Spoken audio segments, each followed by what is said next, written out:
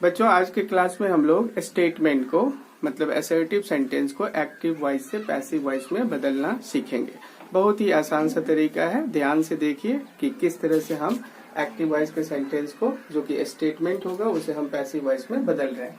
तो जैसा कि आप देख रहे हैं, रीडिंग है कि पैसिव वॉइस ऑफ स्टेटमेंट्स, मतलब स्टेटमेंट का पैसिव वॉइस। तो इसका नियम ये है कि एक्टिव सेंटेंस जो होगा कोई भी स्टेटमेंट का, उसकी शुरुआत सब्जेक्ट से होती है, फिर जाकर के उसमें वर्ब का यूज होता है, फिर ऑब्जेक्ट लेते हैं और फिर जाकर के एक्स्ट्रा वर्ड मतलब अन्य शब्द, बाकी के शब्द जो सब्जेक्ट वर्ब और ऑब्जेक्ट के अलावे होगा।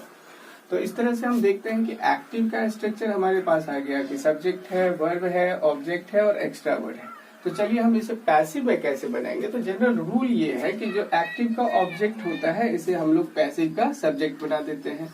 फिर वर्ब को हम टेंस के अनुसार और सब्जेक्ट के अनुसार पैसिव वॉइस में बदल देते हैं। किस में बदल देते हैं?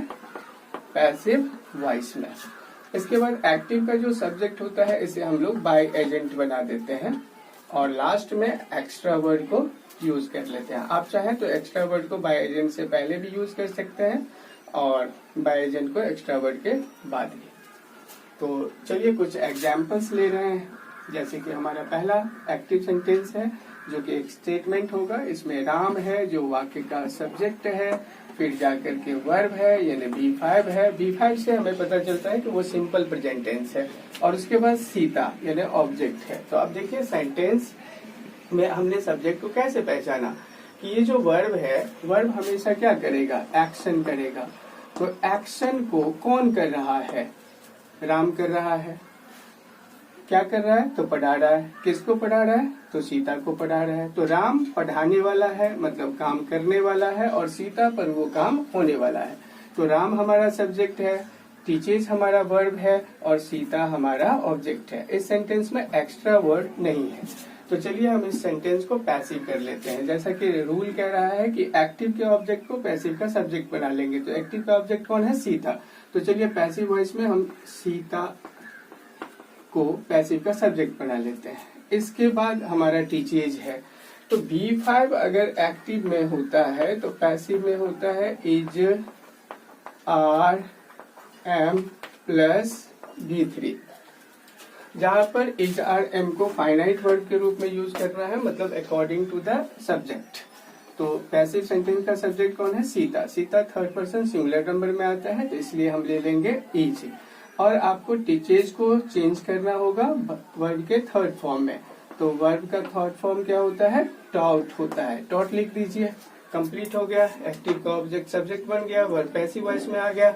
और किसके द्वारा पढ़ाया जाता है? राम के द्वारा। तो राम को हम बाय एजेंट कर देंगे, तो बाय राम।